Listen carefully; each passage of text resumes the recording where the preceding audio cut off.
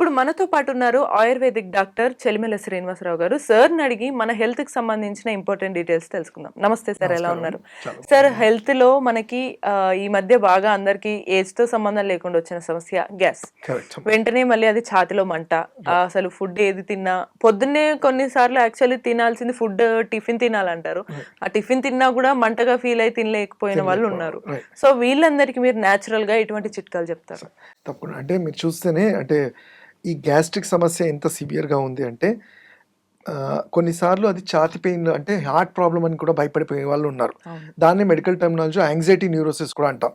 అంటే గ్యాస్ట్రిక్ అంటే ఏదో ఒక్క గ్యాస్ వచ్చేస్తేనే అని కాదు. దాంట్లో ఉన్నది చూసుకుంటే ఫస్ట్ దాని గురించి తెలుసుకోవాలంటే మీరు చిన్నగా చెప్తాను. మనం తీసుకునే ఫుడ్ మన స్టమక్‌లోకి వెళ్తుంది.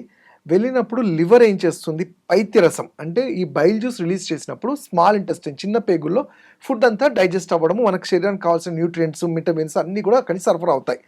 ఏదైతే శరీరానికి అవసరం లేదు దాన్ని ఫీకల్ మ్యాటర్ అంటాం. అది పెద్ద పేగుల్లోకి వచ్చి మనకి మోషన్ లాగా చూస్తుంటాం. బట్ ఇక్కడ ఏమవుతుందంటే ఎవరైతే సరిగ్గా టైంకి తినరు, ఆర్ ఇర్రెగ్యులర్ హ్యాబిట్స్ ఉంటాయి, లేకపోతే ఈ ఫాస్ట్ ఫుడ్ కానివ్వండి, ఆల్కహాల్ ఇలాంటివి తీసుకునే వాళ్ళల్లో ఈ పెద్ద పేగుల్లో ఉండాల్సిన మ్యూకస్ ఏదైతే ఉంటుందో అంటే మన నాలుక దగ్గర ఉండే తడి లాంటిది ఆ మ్యూకస్లో తగ్గిపోవడం వల్ల డ్రై అవుతుంది. అప్పుడు ఈ ఫీకల్ మ్యాటర్ బయటికి వెళ్లకుండా రిగర్స్టేట్ అంటాం. అంటే పైకి ఎగదన్నుతుంది. అది బయటికి వెళ్లకుండా అది గ్యాసెస్గా ఫామ్ అయ్యి పైకి ఎగదన్నుతుంది. ఈ మాట ఎందుకు చెప్పానంటే మనం ఎంతసేపు ఆలోచించి గ్యాస్ట్రిక్ అనగానే ఒక టాబ్లెట్ ఇస్తే సప్రెస్ అయిపోయింది అంటాము. కాకపోతే నేను చెప్పిన ఈ ప్రాసెస్ అనేది క్లియర్ చేయకుండా గ్యాసెస్ని సంప్రైజ్ చేస్తూనే ఉంటే అది ఎప్పటికీ అలానే ఉంటుంది. మీరు చూస్తుంటే వాళ్ళ లైఫ్ లాంగ్ ఇంకా మెడిసిన్స్ అంటే చాలా వరకు మెడిసిన్స్ వాడుతూనే ఉంటారు, వాడుతూ ఉంటారు. దానికి మళ్ళీ సైడ్ ఎఫెక్ట్స్ కూడా ఉంటాయి. సో ముందు ఆయుర్వేదం ఏంటంటే దీనికి ప్రాపర్గా ఈ పైత్యాన్ని ఈ వీరేచన క్రియ అంటాం. అంటే ఏదైతే గ్యాసెస్ కారణం అవుతుందో దానికి వీరేచన క్రియ అంటాం. అంటే కొన్ని ఘృతపానాలు చేసి స్టమక్ క్లీన్ చేస్తాం. అయితే మెయిన్గా మనం చూసుకుంటే గ్యాస్ట్రైటిస్ అంటే ఎక్కువ స్టమక్లో దాన్ని ఉదరగత వ్యాధులు అంటాం ఆయుర్వేదంలో.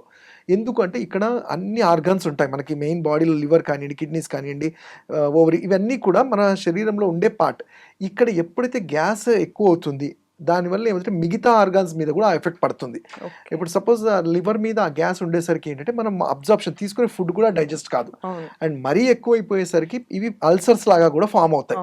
వీటికి సింపుల్ చిట్కా మేము చెప్పేది ఏంటంటే మనము నిజంగా లేవగానే మనం స్టార్ట్ చేయాల్సింది కూడా సాలిడ్ ఫుడ్. బట్ వేరియస్ మనకి ఇప్పుడున్న మార్కెట్లో మనకు తెలిసిన ఈ నాలెడ్జ్ వల్ల కొంతమంది మేము ఒకటే డైట్ చేస్తాము, వాటర్ డైట్ అంటారు, ఫ్రూట్ డైట్ అంటారు. మన శరీరం అనేది అన్ని తింటూ ఆరోగ్యంగా ఉండాలి. సో దీనికి ఏంటంటే మన తత్వాన్ని అర్థం చేసుకొని కొంచెం కొంచెంగా ఫుడ్ అంటే ఒకటేసారి ఇప్పుడు మీరు సపోజ్ 6 ఇడ్లీస్ తినే చోట 4 ఇడ్లీస్ తర్వాత 2 ఇడ్లీస్ ఇట్లా డివైడ్ చేసుకొని తక్కువ ఫుడ్ని ఎక్కువ టైమ్స్ తీసుకోవడం వల్ల డైజెషన్ ప్రాపర్ సరిగ్గా అవుతుంది.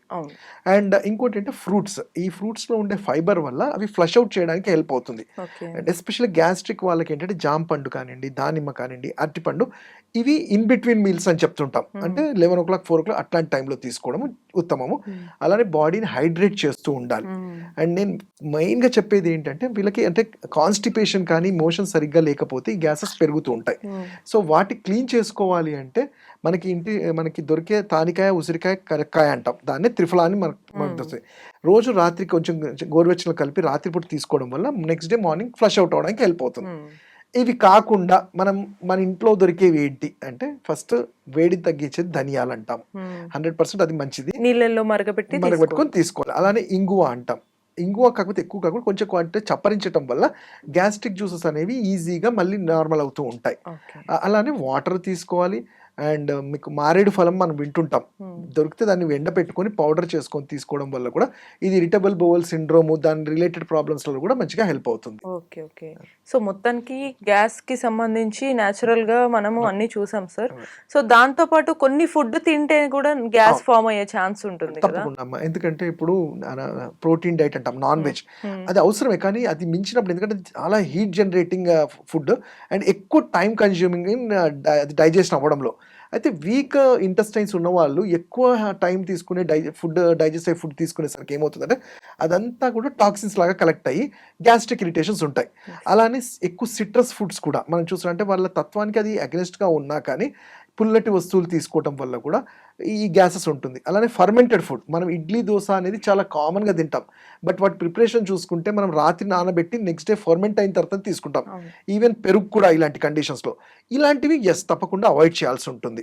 అండ్ యాజ్ ఎ రూల్ ఏదైనా ఔట్ సైడ్ ఫుడ్, ఇంట్లోది కానీ బయటది ఏది తీసుకున్నా కానీ అది శరీరానికి అంత మంచిది కాదు. సో ఈ ఫుడ్స్‌తో పాటు మన శరీర తత్వాన్ని కూడా అర్థం చేసుకోవాలి. మీరు చూస్తే గ్యాస్ట్రిక్ ఎవరికి ఎక్కువ ఉంటుంది, ఎవరికైతే నిద్ర సరిగ్గా ఉండదు. ఎస్పెషల్లీ మన ఇప్పుడున్న జనరేషన్‌లో ఈ ఇన్సోమ్నియా వల్ల కూడా గ్యాస్ట్రిక్ ఇరిటేషన్. ఎందుకంటే రాత్రి దానికి ఆయుర్వేదంలో ఎప్పుడో చెప్పబడింది. అంటే వాతకాలము, పైత్యకాలము, కఫకాలం అంటాం. అంటే ఏ టైంలో ఏ ఫుడ్ తీసుకోవాలనేది. జనరల్‌గా మనం 8 లోపలే డిన్నర్ చేసి 7:30, 8 లోపల డిన్నర్ చేయమంటాం యాజ్ డాక్టర్. ఎందుకు? అదేదో తినేస్తే ఏదో హెల్ప్ అవుతుంది కాదు. రాత్రి మన జనరల్‌గా మన హ్యూమన్ నేచర్, మనం నాచురల్స్ రాత్రి 10 గంటలకి మన లివర్ ఎక్స్పాండ్ అయ్యి ఫుడ్‌ని డైజెస్ట్ చేసుకునే టైం. ఆ టైంని మనం దానికి కేటాయించాలి. కానీ మనం ఏం చేస్తున్నాము, నిద్రపోకుండా ఇన్ఫాక్ట్ దాంతో పాటు రాత్రిపూట ఇంకా ఏదో ఒక ఫుడ్‌ని తింటుంటాం. అండ్ అదే కాకుండా పార్టీస్ కానీ మీరు ఏమైనా చూస్తే ఏమైనా రిసెప్షన్ ఇలాంటివి వెళ్తే స్టార్ట్ అవ్వడమే 9కి 10కి స్టార్ట్ అవుతాయి. ఓపెన్ సలాడ్స్ ఉంటాయి. ఆ ఓపెన్ సలాడ్స్‌లో డస్ట్ అంతా కలెక్ట్ అవి తింటారు. అండ్ తర్వాత బిర్యానీస్ అంటాము, ఆయిలీ ఫుడ్ అంటాం. ఇవన్నీ కాకుండా లాస్ట్‌లో డెజర్ట్స్ అని ఐస్ క్రీమ్స్ యాడ్ చేస్తాం. అంటే మీరు చూడండి, మీ స్టమక్ ని మనం అంటే ఏ ఫుడ్ ని ఎలా తీసుకొని ఏ టైంలో తీసుకొని ఓన్లీ టంగ్ టేస్ట్ చూస్తున్నాము. అంటే ఆ టైమింగ్ కూడా చాలా ఇంపార్టెంట్. సో ఇదంతా అయిపోయిన తర్వాత నెక్స్ట్ డే లేసి దాన్ని కరిగించుకోవడానికి ఏమైనా ఎక్సర్సైజ్ చేస్తామంటే పర్టికులర్ అప్పుడే ఇంకా బద్దకించి ఎక్సర్సైజ్ కూడా చేయం. వీటన్నిటి వల్ల అప్పటికప్పుడు తెలియకపోయినా బాడీలో ఈ గ్యాసెస్ కి కావాల్సిన అన్ని కూడా అక్యుములేట్ అవుతూ ఉన్నాయి. సో వీటి వల్ల ఇవి గ్యాసెస్ మీద కూడా ఎఫెక్ట్ ఉంటుంది. అండ్ సైకలాజికల్ ప్రాబ్లమ్స్ వల్ల కూడా చూస్తుంటాం. అంటే ఓవర్ యాంగ్జైటీ, వీటన్నిటి వల్ల కూడా గ్యాస్ట్రిక్ జ్యూసెస్ ఎగదన్నడం చూస్తుంటాం. దాన్నే యాంగ్జైటీ న్యూరోసిస్ అంటాం. సార్ కొన్నిసార్లు గ్యాస్ ఉన్న వాళ్ళకి కూడా కడుపు ఉబ్బరంగా ఉండొచ్చు, బట్ కొంచెం తినంగానే టైట్ అనిపిస్తుంది, but at the same time ఆకలి అయితే కంటిన్యూస్ గా ఉంటుంది, ఏదో ఒకటి తినాలి. మరి వాళ్ళ కడుపు నింపుకోవాలి, ఆ సమస్య పోగొట్టుకోవాలి, కడుపు నిండుగా అనిపించాలా, గ్యాస్ పోవాలంటే ఏం చేయాలంటారు సింపుల్ గా? ఫస్ట్ ఆఫ్ ఆల్ మనకి ఏంటంటే క్లిన్జింగ్ అంటాం. అంటే ఫస్ట్ ఇప్పుడు ఈ రెండు విపరీతంగా ఉన్నాయి. తినగానే గ్యాసెస్ వచ్చేస్తున్నాయి, తినకపోతేనేమో ఆకలి. సో దీనికి ఏం చేస్తే ఫస్ట్ ఆయుర్వేదంలో క్లిన్జింగ్ అంటాం. అంటే సింపుల్ అవిపత్తి చూర్ణం లాంటిది, అవిపత్తికర చూర్ణం లాంటిది ఇచ్చిన తర్వాత ఇంటెస్టైన్స్ క్లీన్ చేస్తాము. అండ్ వీళ్ళకి అది జరగడానికి మెటబాలిక్ ప్రాబ్లమ్స్ ఏమన్నా ఉన్నాయా, అంటే హార్మోనల్ ఏమన్నా అని చెక్ చేయాలి. మీరు చెప్పిన సిమ్టమ్స్ జనరల్గా షుగర్ పేషెంట్స్లో ఎక్కువ చూస్తుంటాం. ఎందుకంటే తీసుకునే ఫుడ్ బాడీ సరిగ్గా అబ్జర్వ్ చేసుకోదు, కాబట్టి ఆ హెవీనెస్ ఉంటుంది.